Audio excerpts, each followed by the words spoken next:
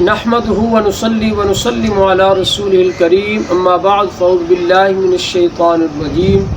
بسم اللہ الرحمن الرحیم۔ سامعین محترم، آج کا ہمارا درس صفوں کی ترتیب کے متعلق ہوگا۔ یاد رکھیے گا، مرد اور بچے اور خنثی اور عورتیں وغیرہ اگر ہوں، سب کے سب جمع ہوں، تو پھر صفوں کی ترتیب کیا ہوگی؟ تو یاد رکھیے گا، سب سے پہلے صف جو بنے گی وہ مردوں کی بنے گی، مردوں کی صف کے بعد جو ہے بچوں کی صف بنے گی، بچوں کی صف کے بعد خنثی جو ہے ان کی صف بنے گی، اور سب سے پیچھے جو ہے وہ عورتوں کی صف بنے گی۔ صفیں مل کر کھڑی ہوں کہ بیچ میں کشادگی نہ رہ جائے اور سب کے کندھے برابر ہوں۔ اسی طرح امام کو چاہیے کہ وسط میں کھڑا ہو، اگر دائیں جانب یا بائیں جانب کھڑا ہوا تو یہ خلاف سنت ہے۔ مردوں کی پہلی صف امام سے قریب ہے، دوسری صف سے افضل ہے، اور دوسری تیسری سے افضل ہے، اور اسی طرح قیاس کرتے جائیں۔ اور اسی طرح مقتدی کے لیے افضل جگہ یہ ہے کہ امام سے قریب ہو اور دونوں طرف برابر ہوں، تو داہنی طرف کھڑا ہونا افضل ہے، یعنی درمیان میں امام کھڑا ہے تو دائیں طرف جو ہے وہ مقتدی کا کھڑا ہونا یہ زیادہ افضل ہے، اور پہلی صف میں کھڑا ہونا یہ زیادہ افضل ہے۔ صف مقدم کا افضل ہونا یہ غیر جنازہ میں ہے، اور جنازہ کے اندر جو ہے سب سے افضل ترین وہ صف ہے جو سب سے آخر میں ہوتی ہے۔ امام کو ستونوں کے درمیان کھڑا ہونا مکروہ ہے۔ پہلی صف میں جگہ ہو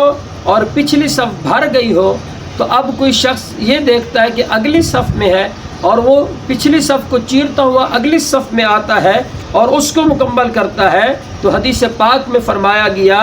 جو صف میں کشادگی دیکھ کر اسے بند کرے گا، اللہ تبارک و تعالی اس کی مغفرت فرما دے گا۔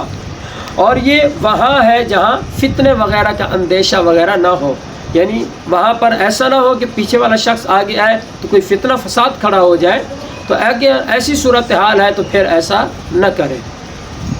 صحن مسجد میں جگہ ہوتے ہوئے بالا خانہ پر اقتداء کرنا یہ مکروہ ہے، یعنی نیچے صحن میں جگہ موجود ہے لیکن اوپر والی منزل پہ چلا گیا بندہ نمازی، تو یہ مکروہ ہے۔ یوں ہی صف میں جگہ ہوتے ہوئے صف کے پیچھے کھڑا ہونا یہ بھی منع ہے۔ اور اسی طرح مرد کے شروع کرنے کے بعد عورت آ کر برابر کھڑی ہو گئی اور اس نے امامت عورت کی نیت بھی کر لی ہے، مگر شریک ہوتے ہی پیچھے ہٹنے کو اشارہ کیا،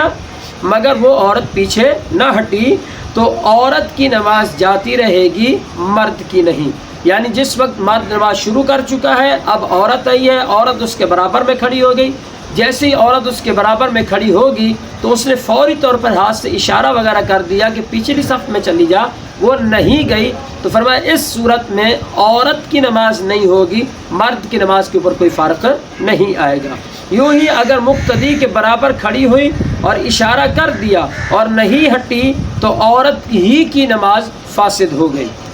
خنثی مشکل کے محاذات جو ہے وہ مفسد نماز نہیں، یعنی خنثی مشکل جو ہے اگر یہ آ کر مقتدی کے برابر میں کھڑا ہو جاتا ہے تو یہ نماز کے اوپر کوئی فساد وغیرہ نہیں آئے گا۔ خوبصورت لڑکا وغیرہ بھی اگر نمازیوں کے مقتدیوں کے درمیان کھڑا ہو جاتا ہے تو اس صورت میں بھی اس کی نماز وغیرہ پر، ان نمازیوں کی نماز وغیرہ پر کوئی فرق